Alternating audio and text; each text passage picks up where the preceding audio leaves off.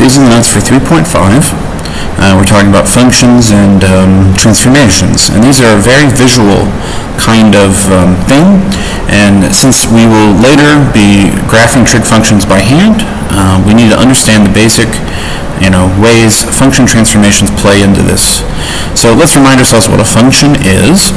So a function is a mathematical object where you plug something into it and the function spits something out. So if you're in, say, computer science, you maybe have an intuitive appreciation of what this is because you write code. But to anybody on Earth, you can think of it as the function is the action that moves across. It's not the input, it's not the output, but the function itself is this arrow that associates this input to this output. And throughout this course, we will always be doing functions, okay?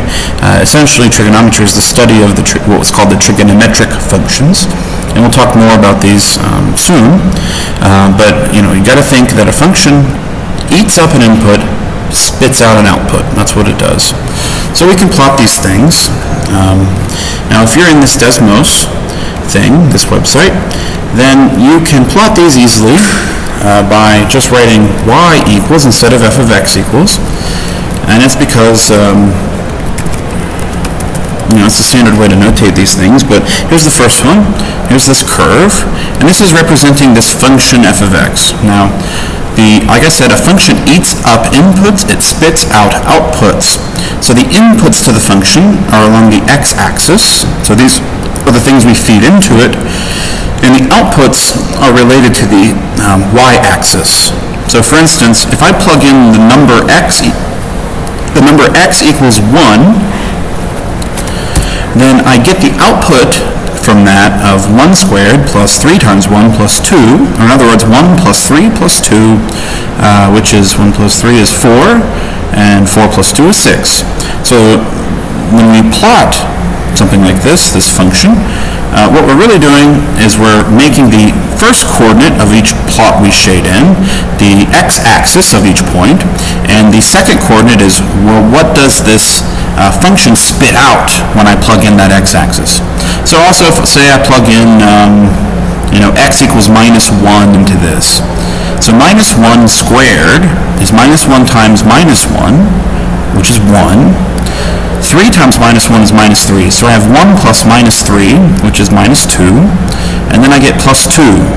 So in fact, at the input, x equals minus 1, I had 1 minus 3 plus 2. Well, that's 0. So, of course, this is why that point on this graph is shaded. And you can do this all day. If I plugged in x equals 0, for example, I'd have 0 plus 2. So I would end up with the input 0, giving me the output 2. And you can do this and plot all these points if you wish. I won't bore you more with those. But that's how plotting works, okay? So let's plot another one. If we plot this fourth order polynomial, so y equals x to the fourth minus 3x squared plus x minus 1, and we get this nice shape. And let's plot the other one.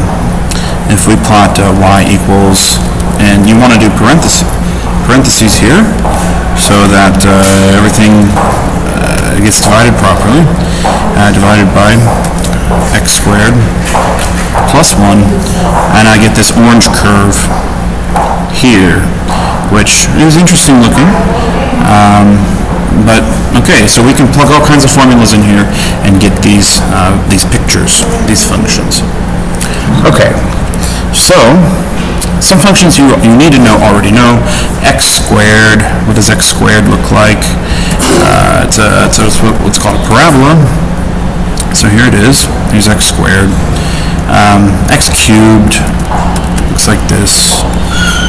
Square root sqrt of x looks like this, and notice that there are no inputs that are negative here, and that's related to these imaginary number things that I said we would be ignoring. So we don't have anything to the left here, and all of our information, all of our inputs are to the right, and 1 over x.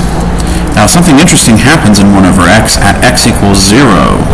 This is where we would otherwise be dividing by 0, and in mathematics, you're not allowed to divide by 0. So, what the function ends up doing is, as the function inputs on the x-axis get closer to 0, then the outputs of the function tend to infinity. And if you're going from the right, it goes to positive infinity, and if you're coming to 0 from the left, it goes to minus infinity. And so in a calculus course, we would dive deeper into exactly what's going on there. But for our purposes, this is just a function that you should be comfortable with and familiar with. And there may be others, but these are the main 4. Okay? So let's look at transformations. So let me start with the square root function. It looks like this. Now, I want to look at the graph of what's called the vertical transformation. So this is saying plot the function g, which is f of x plus 3. Now, f of x is square root of x. So I'll plot this. And what has happened? Well, these two graphs match each other completely, except that it's this lighter blue color.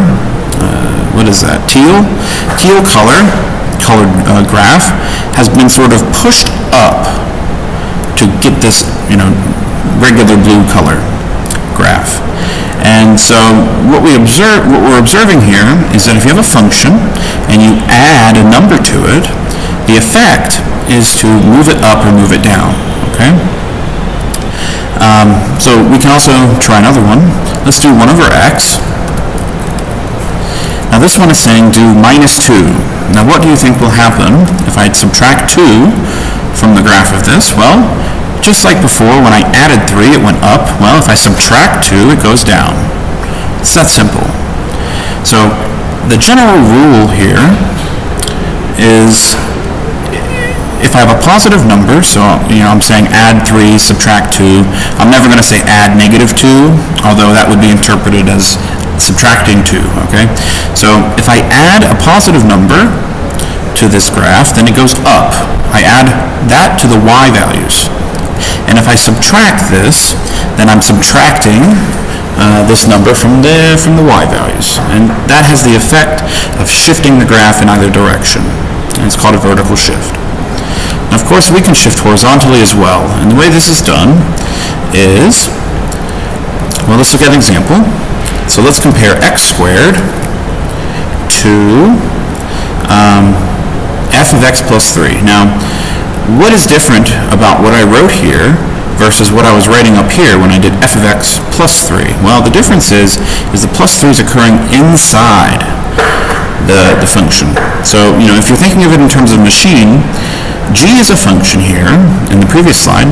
G is a function that takes an input x and it plugs this x into f. But f is a function that takes the input x and it outputs the square root of x. And then after I do that, I add the 3. That's how that worked. That's what happened there. But here, what's happening is I'm not feeding x into f anymore. I'm feeding the entirety of x plus 3 into f here. And this is a big difference. So instead of writing, what I wrote before was this, and this is not correct anymore for what we're trying to do. What we want to do is we want to put the x plus 3 in parentheses and then squared. And you see what happened. This moved over this way. Now this is a little counterintuitive because we're adding 3, so you would expect that it would go to the right by 3, but it does not. It goes to the left. And this is what I mean when sometimes I say that horizontal stuff is twisted. It's twisted because you expect this horizontal shift to go right, but it actually goes left. Now, if I put a minus in there, what do you think will happen?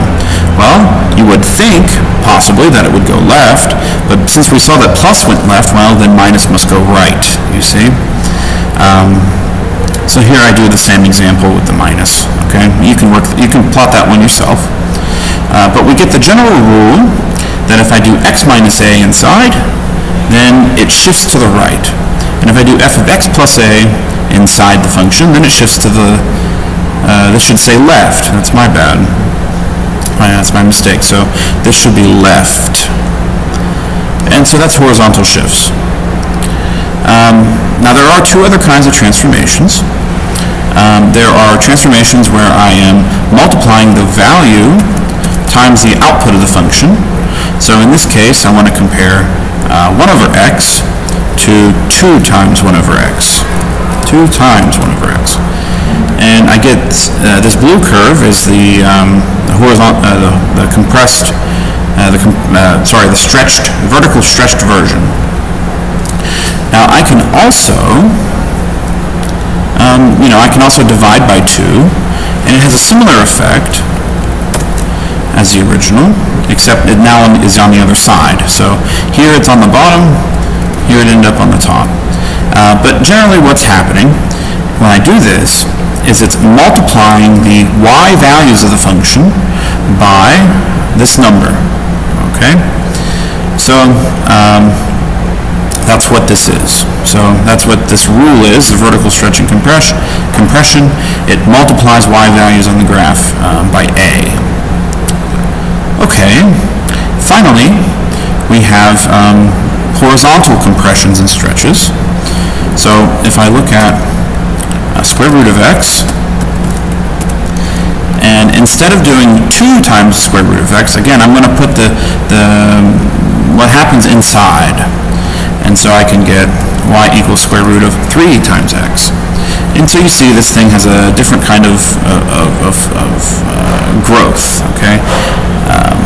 It's not exactly parallel, because if I zoom in, you see they're very close at first, and then they start getting farther apart. And in fact, this top graph will get farther and further apart from the bottom graph as x gets very large, and this will keep continuing. So the difference between them, they're not parallel like they were with the vertical shift. It's a little different. Also, these stretches preserve anywhere where there's a root. So it's still sort of anchored in at 0, but then afterwards it grows faster. And that's what happens. So same thing's happening here, okay? And you can plot this one as well and observe what happens. So this is horizontal stretch and compression. Now, just like I said earlier with horizontal shifts being twisted, horizontal compressions and stretches are twisted in that when I'm computing f of ax, I have to divide the x values by this value instead of multiplying, as I did up here. So you notice when I had it on the outside, it multiplied. When I have it on the inside, it divides. And that's the main difference. So when you actually do a problem like this, what do I want to see from you? So here's one I had handwritten in the past, and it's asking you to plot this function.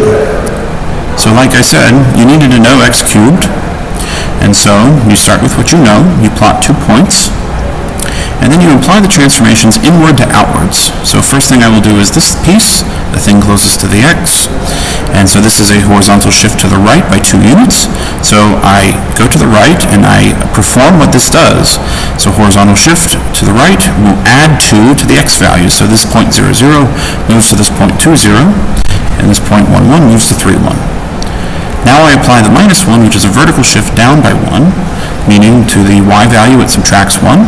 To the x value, the other y value, it subtracts 1. So this is my final graph. So when you're doing these by hand, which you should do, I want to see a picture like this and at least 2 points that you're sort of tracking as you do your shifts. As long as you do that, you will get full credit. If you look at the previous course, a couple times I've taught this, and look at the homeworks that are early on, you'll see some more examples of these worked out. Also exam solutions. So please go do that. So that's it for this section. So you can always use Desmos to check your answers, but you're going to want to do these by hand because on the exam I will not give you a calculator to do this. Okay.